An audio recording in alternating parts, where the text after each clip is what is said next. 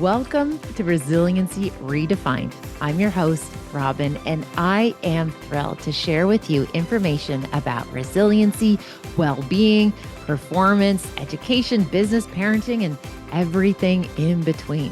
I'm committed to joining you each week to talk about these big ideas and bring them into action, habits, tools, strategies, tactics that allow us to finally uncover what it takes to truly be well.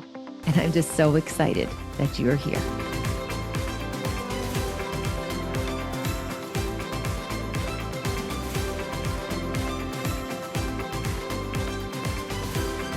Welcome to Resiliency Redefined. I'm your host, Robyne, and today I thought we could dive into the topic of perhaps stretch or maybe reinvention, the idea about evolving, about our identities, our roles, our responsibilities, and what does it look like when we start to imagine other possibilities. I'm so glad you're here. Thank you for joining me today. So, I've had several conversations in the last few weeks with people who are talking about essentially reinvention, imagining how they do their lives in a different way, or perhaps even exploring what other career paths could look like, or other aspects of their business, even this idea about whether or not they still want to live in certain communities.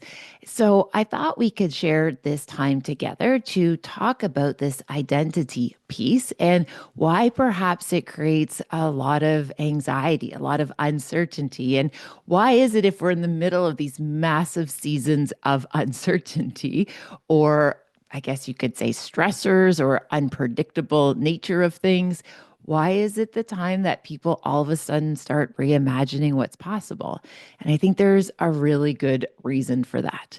Now, we talked a wee while ago about change and how change is something that invokes a big feeling, a big reaction.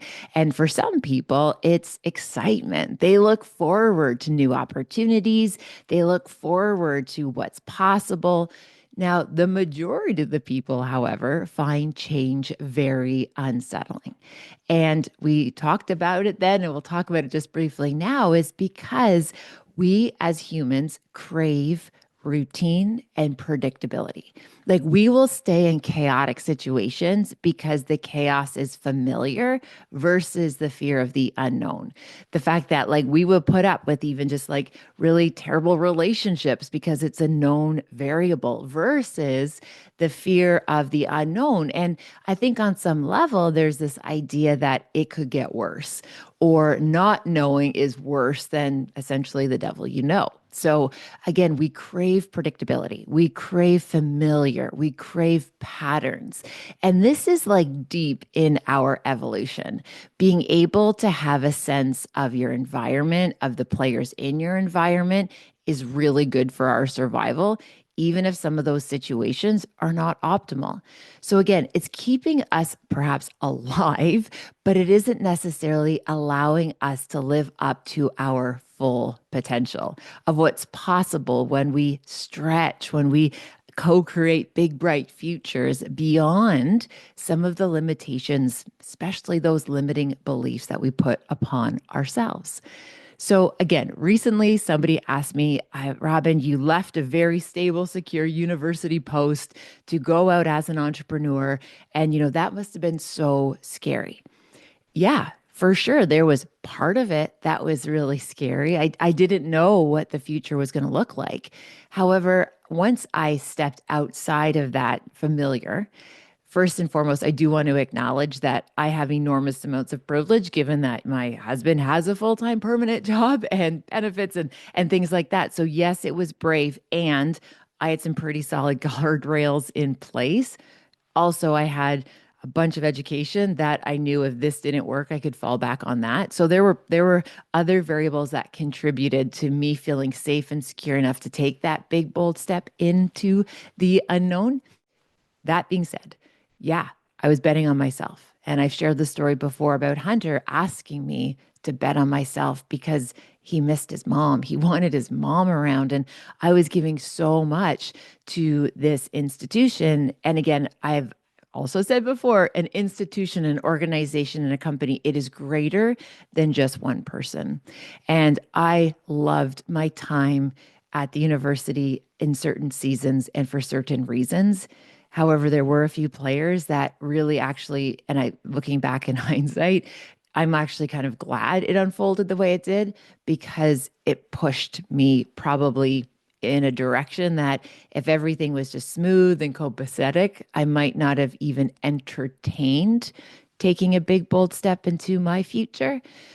Okay, what does that all mean? I appreciate, yeah, it's scary. Yes, there are going to be pieces if we have in place that might make us feel a wee bit more secure. And sometimes these big interruptions, like a difficult boss or world events or unpredictability, what it does is it actually kind of pushes us towards that edge or that threshold of perhaps evaluating, is this how I want to spend my day? Is this how I want to live my life? Is this what my story is going to look like in this particular chapter? Now, there's this amazing concept that we talk about when it comes to reinvention or seeing yourself differently or taking those risks. And the idea is inspired by the notion of the second summit. So many of us, we have been told that, if we do everything right, we get the good job and, we go to school and we're nice and do all the things, we should be able to, go up a summit, be able to get to the mountaintop. And it's like, boom, there you go. And you know what? That works for about 33% of the population. The other 33% of the population, the outliers, are never going to get off the ground. Okay. And then there's going to be 33% of the people who get to the top, and all of a sudden, a third of them say, what else? What's next? And that doesn't mean we are broken. It doesn't mean we're not satisfied or, why, I've even remember somebody saying to me when I wanted to take that second summit, why can't you just be happy with what you have? Like, why do you always have to have more or want more? And what an interesting question. Why can't you be satisfied with what you have? Well, I think the secret for me is I was deeply satisfied with what I had already achieved and what I had and what my world looked like. And when I looked at, am I living up to my potential? I realized that there was growth. There was still room to go. There was that second summit. So, yeah, I was deeply satisfied. It was enough. And when I looked at it compared to, am I living up to my potential? Am I using all of my God given gifts to be of service? I couldn't answer that question. I couldn't answer that question where it's like, yes, I'll be able to do it staying here. So I knew in my heart that restlessness was the fact that that was the energy that I needed to be able to drive me into the second summit, that reinvention of seeing myself no longer as just an instructor, a professor. And again, there was nothing wrong with that. That was amazing. There was something else out there for me. I felt it. And I don't believe we hold those dreams in our hearts and that calling if we're not meant to listen to it. So I listened to those whispers and I took that second summit. And one of the things that I really leaned into was that identity piece. I found enormous amounts of security in the title of my job description, in my annual performance review, in the fact that on a piece of paper in an HR department, I had a retirement date. That brought a lot of security. But what happened in my particular case, and I can only speak of my circumstances, is that that identity piece became out of alignment with the way I wanted to be living my life. So, yes, that security piece was amazing. And that role, that identity, senior educational developer, yeah, it was giving me security, but that security was out of alignment with how I wanted to be showing up for my family. And when you have that moment and you recognize that you've like missed a lot of childhood, you've missed years that you don't get back, time is the only thing we can't buy more of. It's the only thing we cannot get more of. All of a sudden, you realize something's got to give. So, what I noticed in my own experience was I had to let go of the title, of the job description, of the this is what I do. When we ask somebody, what do you do? Interestingly, on a social psychology front, we're doing it because we're trying to generate and garner how much respect a person deserves. Now, that is a broken, fractured concept, but that's why we ask people what they do. If someone says, oh, I'm a surgeon, we're like, wow, hard worker. This is somebody who is very skilled, probably good at math. Like we create these narratives. If someone says, oh, I'm between jobs, we have this like, oh, there's a narrative that we already create in our minds about what those roles are. We hear someone say that they're an early childhood educator. We think, wow, they must be really great with kids, right? We have all these what we call mental shortcuts when it comes to our roles in our culture. So, me walking away from a university post, I was giving up this as this a sense of esteem that I was given by just where I worked. Hello, everyone. My name's Robyne. I'm excited to tell you about the Stress Wisely virtual lab experience. Now, this is a program where people are going to have the opportunity to complete a baseline, figure out where their stress levels are, what areas that they have strengths, what areas do they need more investing. Now, all of this work is based on my book, Stress Wisely, How to Be Well in an Unwell World. And I'm excited to bring research-informed practices into this community so people can get their own blueprint. Not every solution works for everyone, but when we learn how to stack and sort and how to sequence practices, habits, and tools that give people a great return on their investment, they're going to start to feel well again. This is going to prevent burnout. This is going to give people the resources and the tools to know what to do, but also how to do it. So please join me in the first ever Stress Wisely virtual lab. We are going to be able to get to the bottom of what it takes for each person to figure out how they can be well.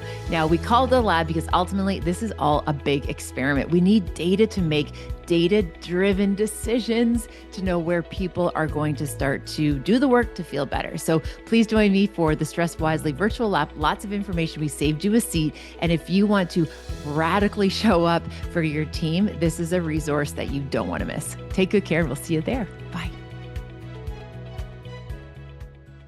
Okay.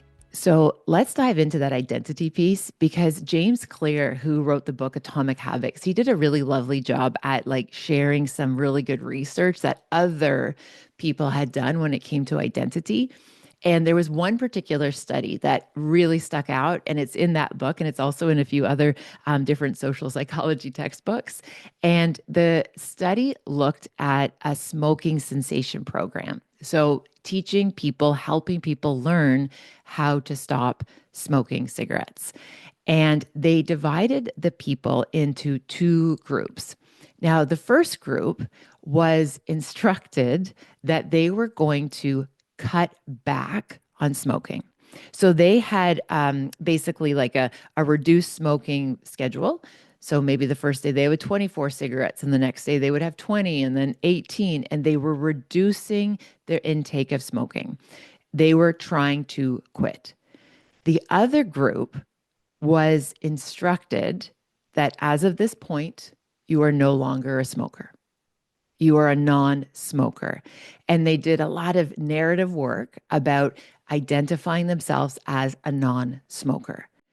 And what was fascinating in that research, when they look at people who quit and then started up again, the people who were cutting back, those were the people who had the most what we call regressions, right? They are the most people that would regress back or high recidivism. And what was amazing, the people who internalized the belief that I am a non-smoker had very, very little relapses because they changed their identity. They changed how they saw themselves. So when someone, for example, would offer them a cigarette, they would say, oh, I don't smoke. I'm not a smoker. Versus the person who would say, no, I'm trying to cut back. So the identity piece is powerful. Now, it was just another little side digression. What's interesting about the identity piece is that people talked about smoking being so addictive, because lots of different reasons, but one of them is because it's a behavior people did so frequently, right? Like if you think of smoking 25 cigarettes a day, like wow, that's a lot of uptake of smoking. What I think is quite interesting, and this is why I hold space for people who share that they struggle with like looking at their cell phone or like using technology, especially at nighttime or in bed and scrolling and all of that. There's research that's showing on average in North America, we're looking or picking up our cell phone on average 262 times a day. 262 intervals, like time points in a day. So if you're ever like getting hard on yourself about like, oh man, I'm always on this phone, oh my goodness. If anything, we're saying that this is like more addictive than smoking behavior. And again, there's chemicals involved in looking at our phones. There's dopamine hitting when we put something in our cart. There's oxytocin when we see loved ones' pictures or we see text messages or even our friends sending us memes. Like there's chemicals at play there as well. So again, hold space for yourself if you're someone who identifies as really using your cell phone a lot. Wow, there's a lot of behaviors in there that we might want to explore and unpack, but you are not alone. And that is a strong reinforcement schedule that we've built for ourselves. Okay, pause, back on track.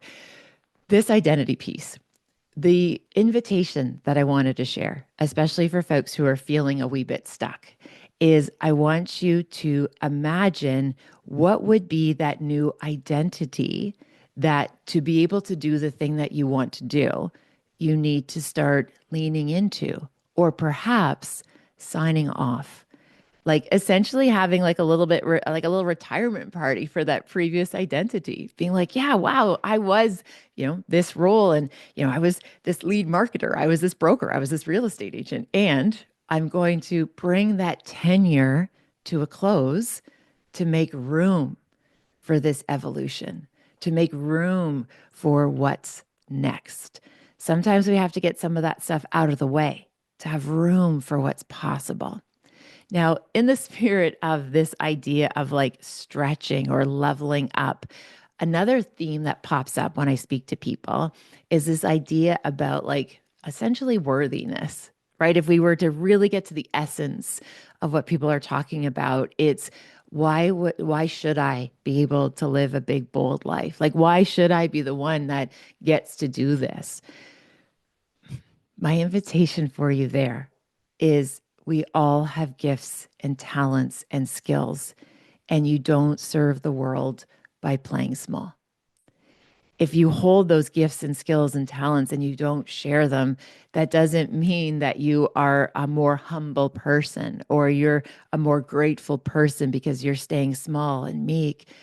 That's not what you were sent here to do. I think we're meant to share these big, bright, beautiful gifts, which means sometimes we got to put ourselves out there. Now, in that notion of putting themselves out there, I have recently embarked on a project. And let me tell you, I am feeling all of the edges of, why should you be the one doing this work? Why, all those like that narrative can get pretty noisy. I also think it's interesting that when I lean into some of that negative talk, it's a particular voice from my past and it's not mine. When I hear, if I slow down and listen enough to some of that negative, some of that, like, who do you think you are? Why should you do this big project? That's not my voice. It's somebody from my past. And as soon as I bring that to awareness and place that and hold space for it, let me tell you, I can show up to meet that voice and put it in its place, which is in the past. So, the project to share, I don't mean to, that was meant to be a cliffhanger. The project that I'm about to launch is my Stress Wisely Labs. I do a behavioral inventory every 90 days. And I just assumed this was somebody that things that a lot of people do. And when I started to talk to other people and I shared them my protocol, they were really blown away. They're like, "Wow, that's so interesting. I didn't know that's possible. I can see why that's so effective." And we got lots of this, momentum in these conversations. People got really excited and said like, "Hey, can I do that with you?" I'm like, "Of course." Now, you say a course to enough people and you're going to have a very full calendar. And I realized I don't need to do this in these one-off connections. I want a community of practice to bring people along with me into my lab because I love helping people find really efficient ways to be well. I love helping people to find their unlocks that will give them the best return on their investment of time and energy and focus. I love when we find the right solution to that persistent problem the person has. And then there's like growth, there's relief. We talk about this idea that seeing is relieving. When you know where to focus and you get really tactical and you have your unlock, all of a sudden, like that's where the magic is. That's where the weight falls off. That's where the worry ceases. That's where you walk boldly in your professional pursuits, in your personal life, when people figure out what those barriers are. So I decided I wanted to share this with people. So again, they're called my Stress Wisely labs because ultimately we call it a lab because life is one giant experiment. And it has taken me so far 45 years to figure out what works for me. And I know that there isn't one solution for everyone, but I do know the right questions and how to assess where are your roadblocks? Where are the things that if you put time, tender attention, focus, and resources towards, when that's out of your way, wow, you're unstoppable. So I'm about to launch this, and I'm so excited to welcome people into this community. I'm also excited it will finally answer the question after I do a keynote and people say, hey, I want to work with you more, Robyne, or like, hey, I want, do you do coaching? Do you do therapy? Can I sign my husband up? I have now something to say, this is what I can offer. You're welcome to join me, essentially 4 times a year. We're going to do this lab virtually, and we're going to get you the key pieces of information that you need to be able to have your breakthrough. Having said all this, it's about to launch, and I oscillate between no one is going to join me. I'm going to do party of one, which, you know what? I'm okay. I've done it by myself, but again, that's not the intention. I don't want to keep doing this by myself. To I'm going to have so many people in this community to practice. I'm going to break Zoom. And it's amazing when we're taking risks, we're trying something new, that we can oscillate between the two. Super scary. This is going to be amazing. And I just want to hold space for people who are also imagining their new opportunities, the possibilities. Being nervous is part of evolution. Being excited, letting yourself be excited for your big, bright future is also part of it. So if you are also in that place of oscillating between this is scary, I'm not going to do it, and oh my gosh, you're going to change lives, you're going to break Zoom, I want that for you. And I really believe that we have to believe it's possible within ourselves, because that's going to send the energy out into the world to let people know this is happening. So a huge shout out to Janelle for a great conversation yesterday, who told me all about the golden bowl and the ripple effect of trusting what you're putting in the world. Big shout out to Natalie and Jenny and Jenna for helping me get this off the ground. And so Reinvention, it's actually pretty amazing, because what I think is scarier is staying the same. And my friends, we have the agency to live big, bold, bright days, and you deserve it. You are allowed to be so well, even in an unwell world. And again, the world doesn't benefit from you staying small. So if you needed that little invitation to take a big risk, to try something new, I'm in your corner. I'm already rooting for you. Tag me, DM me, let me know what that big, bold thing you're doing, because I am going to stand behind you and cheer you on and help spread your message too. So thanks for listening. I'll put some information about the labs in the show notes if you want to check it out. I'll always hold a spot for you. Take good care, and I'll see you next time. Bye for now. Thank you for spending time with this podcast episode today. I hope you found something helpful in Resiliency Redefined. Please feel free to share it with somebody who you might think could benefit. Maybe there was something useful, something in particular that you think you could pay forward. Also, if you have a moment, please feel free to rate and review this podcast wherever you like to listen to your podcast. It means the world to me. And again, thanks for your time. Thank you for your interest. Take good care, and I'll see you next time.